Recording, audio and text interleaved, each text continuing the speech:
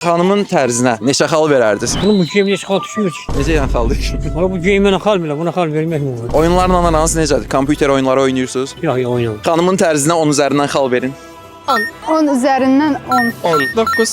11. Bəyəndiniz? Həqiqətən çox bəyəndim. Tanıyırsınız obrazı? Genshin Impact'ten Nilo. Kimdir? Nilo. Genshin Impact Nilo. Oynuyorsunuz? Bəli. Ən sevdiyiniz oyun hansıdır? En sevdiğim oyun Overwatch 2'dir. Qəşəng. Free Fire oynuyordum en son. Qəşəng. Game Summit'dən xəbəriniz var? Deyəsən var ha. Getməyi planlayırsınız? Niye de yok? Boş vaxtında olur. Onda sizə Game Summit'dən bağlı sual verəcəm. Məgər sualın cavabını düz bilsəz, sizə Game Summit üçün bilet hədiyyə eləyəcəm. VIP. Oo. Game Summit nədir və kimlər üçündür? Oyun həvəskarları üçündür. Yes. Orada müxtəlif cosplaylər olur və digər oyunlar barəsində etkinliklər olur. Düzdür. Təbrik edirəm sizi. sağ Sizə olun. Game Summit üçün bilet hədiyyə eləyirəm. Çox sağ olun. Game Summit'ə gələrək başqa oyun həvəskarları ilə də dostluq qura bilərsiniz. Bu da sizin biletiniz Teşekkür. Game Summit üçün. 7-8 iyun tarixində Game Summit'də görüşərik. Game Summit Azərbaycanda neçənci ildən fəaliyyət göstərir? 11 iyun 20. il. 22. Ayın tarixini düz deyirsən, amma ildə biraz səhv edirsən. 23. Mən bilmədim kim düzgün cavab verdi. Bunu öz aranızda bölüşdürərsiniz. 100 manatlıq VIP bilet verirəm. Sağ olun. İyunun 7-8-i Game Summit'də görüşərik. Sizi orada gözüm axtaracaq. Sağ olun. Videonun zəhmət olmasa bəyənməyi və dostlarınızla paylaşmağı unutmayın. Game Summit'də görüşərik. Bay bay.